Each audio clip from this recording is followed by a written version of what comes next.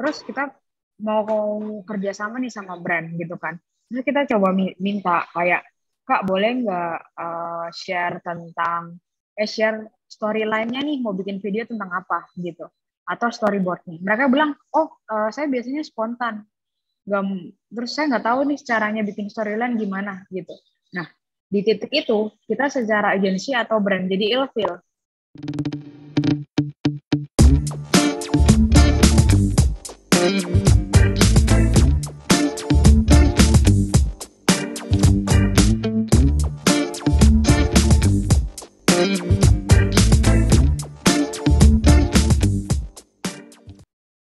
Oke, storyboard. Nah, ini yang kita cerita tadi tentang storyboard. Ini penting banget sebagai kita content creator. Ini dari level beginner istilahnya sampai yang level seperti udah Natasha Surya, mereka masih bikin storyboard sama storyline juga. Jadi kita sebagai content creator baru itu jangan males-males bikin yang namanya storyboard. Karena in professional atau nggak profesional, in professional terms itu walaupun personal terms juga itu tuh sangat penting. Karena jujur kalau aku point of view dari segi agensi, kadang aku ada collab sama content creator gitu. Masih kecil memang followersnya nggak banyak, tapi sebenarnya kontennya bagus. Terus kita mau kerja sama nih sama brand gitu kan. Terus kita coba minta kayak, Kak boleh nggak share tentang, share storyline-nya nih, mau bikin video tentang apa gitu. Atau storyboard nih. Mereka bilang, oh saya biasanya spontan. Nggak, terus saya nggak tahu nih caranya bikin storyline gimana gitu. Nah, di titik itu kita secara agensi atau brand jadi ilfeel. Wah, padahal video dia ini bagus-bagus gitu. Tapi kok dia nggak bisa bikin cerita yang bagus ya gitu. Jadi itu poin minus juga. Oleh karena itu aku pengen teman-teman bicara yang ada di sini, di 40 orang ya yang di pagi hari ini itu kita bisa belajar kalau kita tuh sebenarnya harus punya landasannya.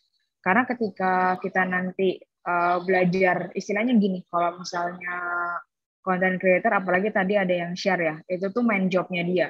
Nah, kita berarti harus do excellent juga, do profesional gitu. Kita harus bikin storyboard yang menarik, storyline yang menarik. Karena apa? Ketika persiapannya, saya sih selalu percaya ya, persiapan yang matang itu tuh pasti menghasilkan hasil yang matang juga. Tapi kalau persiapannya itu amburadul, itu tuh hasilnya bisa amburadul juga. Kecuali ya istilahnya kayak tiba-tiba, oh bisa aja oke gitu. Tapi menurutku nggak sustainable gitu, nggak jangka panjang. Misalnya kayak si Ben tadi ya, memang dia udah dapat aha moment, kayak yang ditonton berapa juta view. Tapi kalau teman-teman lihat sebelum-sebelumnya, kalau dia juga nggak konsisten bikin konten, nggak edukatif, orang-orang juga nggak mau follow loh, gitu. Tapi karena dilihat, oh ini nih orangnya memang musikalitasnya tinggi, terus apa hasilnya itu tuh memang bagus videonya. Kalau teman-teman dengerin reviewnya ya, itu tuh mereka pinter-pinter loh. Jadi kayak si di situ ada si Kak Ben sama Kak Joy. Mereka tuh bisa tahu, oh ini yang namanya Sri Mulyani. Jadi dia juga edukatif sebenarnya. Dia di review tuh dia cerita tentang, oh ini Sri Mulyani, terus si Farel ini tuh backgroundnya apa, kok dia bisa dipanggil ke apa namanya ke Istana Negara gitu. Jadi itu ada research dan persiapan sebelumnya. Nggak sekedar kayak ya udah bikin aja video reaction gitu. Nah, jadi kita belajar tentang storyboard. Jadi storyboard itu biasanya dibagi tiga. Itu tuh awalnya, terus information, dan end with a bang. Jadi kayak call to action-nya. Kalau teman-teman lihat tadi videonya Tasya Surya ya, tiga pertama itu dia udah klaim misalnya ini kasur terbaik 2021 nih gitu kan di 3 detik awal dia nunjukin, terus kemudian dia di tengah-tengah di 15 sama 30 second mereka mulai cerita kayak oh kenapa sih informasinya itu kenapa sih harus kasur ini gitu, oh bahannya ini terus ini itu nggak goyang bla bla bla, terus dia di terakhir di finish the video dia bilang tentang call to action, oh nanti aku ada live di TikTok, kalian kalau mau beli boleh nih, ada special promotion gitu. Jadi dibagi atas 3 cerita. Kalau teman-teman bisa search semua video ya yang viral itu biasanya 3 detik awalnya itu pasti sangat menarik sehingga viewers jadi pengen melanjutin ke detik-detik berikutnya. Jadi kalau teman-teman video 3 detik awal itu misalnya blur, misalnya nggak ada poinnya, itu pasti viewersnya ke seterusnya itu bakal menurun. Jadi secara time teman-teman harus perhatiin. Secara visual teman-teman harus belajar untuk ngambil interesting clips. Jadi meskipun teman-teman udah nge-shoot nanti banyak ya, teman-teman harus pilih klip-klip mana yang teman-teman mau pakai gitu. Terus kemudian voice overnya juga harus clear, harus jelasin apa sih yang bakal di-review gitu. Copywriting-nya juga kalau bisa di-repeat on screen, karena kalau teman-teman lihat tadi yang video Vicky ya, itu kan kayak tiba-tiba soundnya hilang nih. Tapi karena kebantu copywriting dari dia, itu tuh kayak orang tetap bisa menyimak. Kayak gitu. Itu kurang lebih guideline-nya. Terus kemudian aku lanjut sedikit, kalau misalnya berhubungan sama production, teman-teman nggak usah worry, tools yang teman-teman pakai bisa pakai smartphone apa aja, mau itu Android ataupun iPhone. Terus kemudian lighting teman-teman harus punya, kalau bisa punya proper lighting. Karena kalau misalnya dari hasil aku discuss sama TikTok, sebenarnya pencahayaan ketika live streaming atau misalnya ketika review produk itu tuh mempengaruhi juga.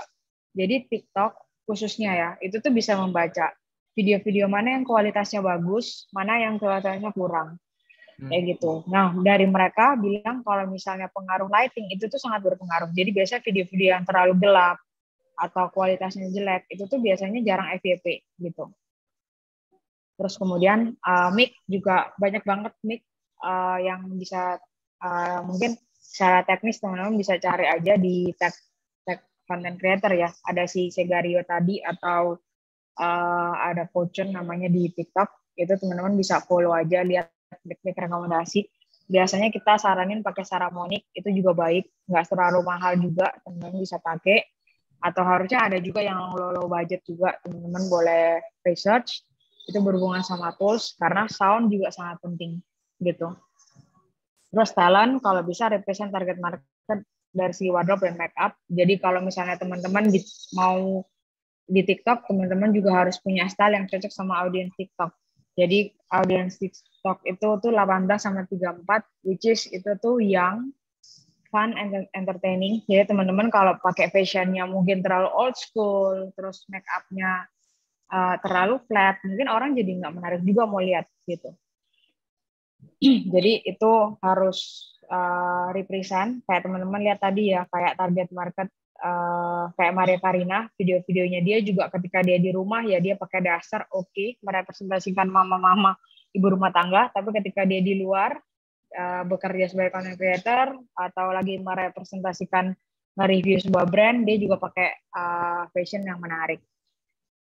Art and styling, location dan property itu pasti sangat penting. Jadi kalau teman-teman butuh nge-review produk, pasti properti pendukung perlu untuk apa ya, istilahnya membantu teman-teman sebenarnya. Kayak gitu. Ini insight yang aku baru tahu sih dan menarik. Berarti memang dari TikTok sendiri, dari platformnya, mereka punya filter ya Kak ya, untuk membaca video-video yang punya kualitas yang oke untuk dinaikkan di FYP ya.